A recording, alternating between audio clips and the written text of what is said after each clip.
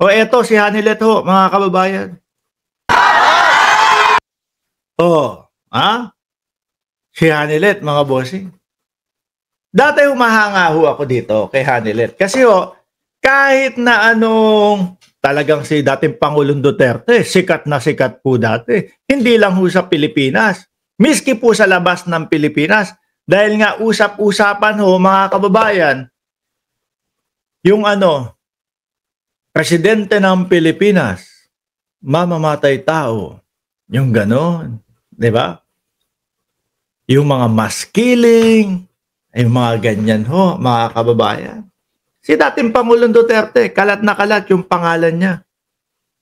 No? Kay Hanilet, hanga ako. Sabi ko, hindi man lang lumalabas si Hanilet. No? Talagang, wala lang. Sa gilid lang siya. Hindi siya yung, pwede ba natin siya tawagin na First Lady? O hindi? Kasi First Lady is asawa. Yung talagang lehitimo na asawa. Kasal. Kagaya po ni kagaya ho mga kababayan ni First Lady. Lisa Marcos. Diba? Ito hindi yata sila kasal. Kung hindi ako nagkakamali. Baka hindi matawag na First Lady, first girlfriend o first, yung sabi, yung iba, first kabit, sabi nung iba ha. Hindi siya nakikialam. Ngayon po, yan, wala na magawa kasi nandun ang Pangulo. No? Sa dahig. May sinasabi dito. Nanunumbat. Ano yung panunumbat na sinasabi mo? Pero ang sigaw ng taong bayan dyan sa inyo, uwi na kayo. Kami, tayo, sa lahat ng inyong, ako ho, bilang Mark Ramos, mga kababayan, sa lahat po ng ginagawa ninyong rally, dapat i-online nyo na lang po yan. Magsiuwi na lang po kayo. Walang pumupunta doon sa mga rally nyo. Yung kay Kitty Duterte nga 2,000, 20 lang ata o hindi pa lalagpas ng 100 yung pumunta. Sayang lang yung stage. Sayang lang yung mga speaker. Yung mga upuan, wala namang gumagamit. Sayang lang. I-online nyo na lang yan.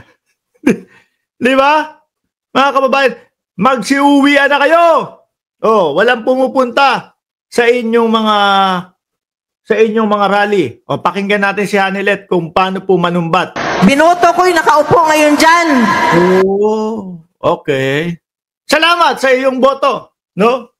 At naging presidente si Pangulong Bongbong Marcos. Kasi kung hindi naging presidente si Pangulong Bongbong Marcos, mga kababayan, nasaan na po kaya ang ating bayan? Imagine na lang natin kung baliktad ang nangyari. Si Pangulong Bongbong Marcos ang tumakbo sa pagka-vice-presidente at si Inday Sara Duterte ang naging presidente. Nasa na ang Pilipinas?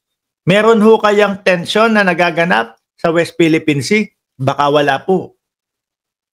Bakit? Tahimik po dyan. No? Pag ang mga Duterte ang nakaupo sa pagka-presidente, no? Pag sila po ang may kapangyarihan, tahimik po ang West Philippine Sea. Bakit? Kasi nga, kung ano ang sabihin ng China, susundin lang po ng pamilya Duterte.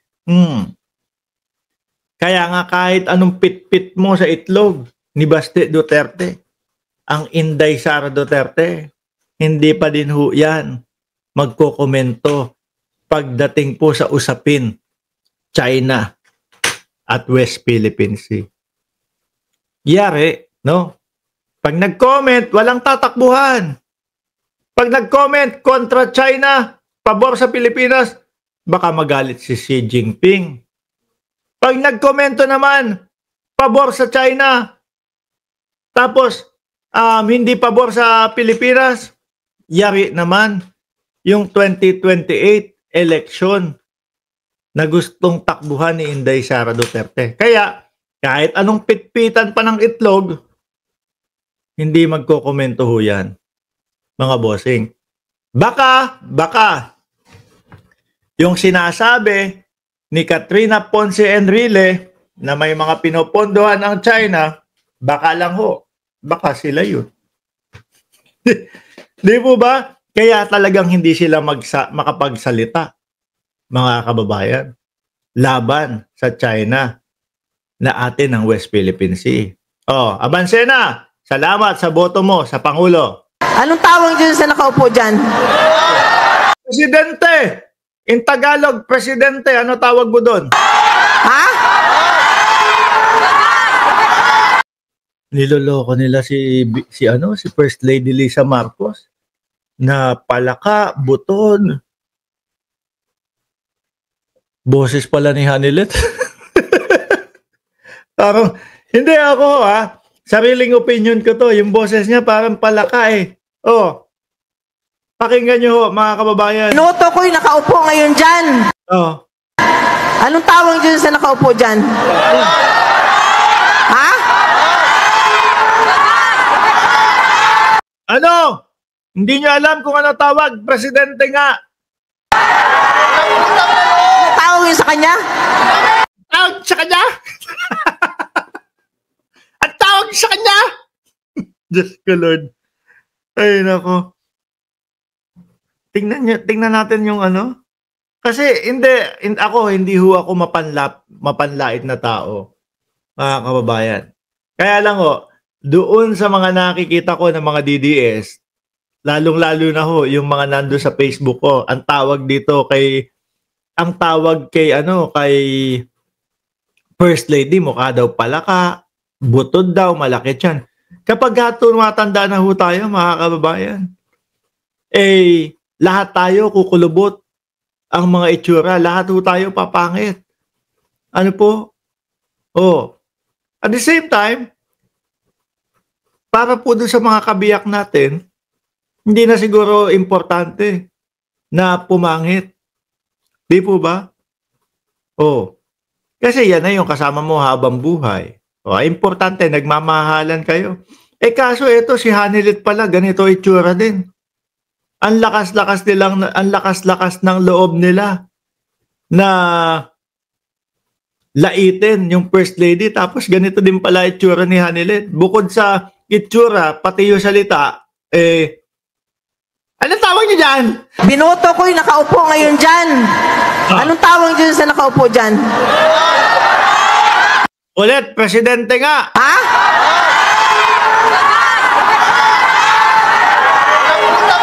Anong tawag yun sa kanya? Yung nagsabi yan, ha? Ikaw ang sabi yan, ha? Ikaw ang sabi yan, ha? Diyos ko po, Lord. Paano kung ihaharap mo to, no? Kaila Donald Trump, mga boy. Kaya siguro nasa gilid lang. Hindi masyadong hindi masyadong pumapapel, mga kababayan, nung panahon ni dating Pangulong Duterte. Kasi ganito nga, no? Anong tawag nyo doon sa nakaupo dyan? Sabi ni Chief, bullfrog nga kamuka ni Hanilet. Anong tawag nyo dyan? Tapos sasamagot na, walang utang na loob. Hindi ko masabi niya, na? Anong tawag yun sa kanya? Yung nagsabi yan, ha? Sorry. Natatawa ako. Ikaw ano sabi niya, na? Hindi ako. Hindi ako. Alam mo, napilitan ako nun. Kasi magkasabay kami ni former President magboto. Magkasabay daw sila ni former President na magboto, no? Tapos, kasi kasabay, napilitan lang daw ho, mga kababayan. Tapos, sabi niya sa akin, iboto mo na lang kasi ano naman si Inday. Siyempre, kapatid ng anak ko, na ako, nilagay ko. Di ano nangyari? Masakit sa dibdib ko ngayon. Masakit sa dibdib niya ngayon kasi nandun si dating Pangulong Duterte. Mga kababayan, nasa dahig. Bakit masakit sa dibdib mo? Di para hindi ka masaktan later on. Di ba, ma'am? Binoto mo, tapos hindi ka naman pinapansin later on. Yun pala yung sakit ng damdamin niya. No? Wala naman, baliwala naman, di mo naman malapitan. Baka si Along malapitan ninyo. Hindi, mga kababayan. Ito na lang po. Yung ginawa nila kay dating Pangulong Duterte. Ito kumbaga, Mark Ramos, kumbaga kung ano talaga yung tumatakbo sa isip ko. Kung ano talaga yung tumatakbo sa isip ko. Kung hindi nila ginanon si Pangulong Bongbong Marcos, yung lahat sinira kung ano-ano pinagsasabi, ako naniniwala ho ako, si Duterte, nasa Pilipinas pa ho yan, mga kababayan. At ako ho, naniniwala ako, mga kababayan, mas sasaya pa ako, no? Kung malalaman ko na si Pangulong Bongbong Marcos talaga ang nagpahuli kay dating Pangulong Duterte. Kaso hindi po ganun talaga no? Mas sasaya ho ako kung si Bongbong Marcos na ating Pangulo ang nagpahuli kay dating Pangulong Duterte, mga kababayan. Yung mga paninira nila, mga bossing, nagtatawanan sila dati. Di ba? Kung ano-ano ang sinasabi kay Pangulong Bongbong Marcos, adik ka. Oh. Wala kang ganito, ganyan. Mahina ka, weak president ka. Lahat ho, mga kababayan, ginawa nila para pabagsakin po si Pangulong Bongbong Marcos. Tapos ngayon, nanunumbat sila. Wala, hindi naman pala malapitan. Gusto nyo lumapit doon sa tao? Di po ba ako, tao lang ho ako, mga kababayan. At the same time, hindi naman ako tatakbo na presidente. Hindi ako tatakbo ng kahit anong posisyon sa gobyerno. No? Kung ako ginaganyan mo, at may kapangyarihan ako na hintuyan, at may kapangyarihan yung sasabihin kong, wag nyong ituloy yan. Oh, masisira ang buhay mo, sabi ni dating Pangulo Duterte. Wag nyong ituloy yan. Hindi ko gagawin.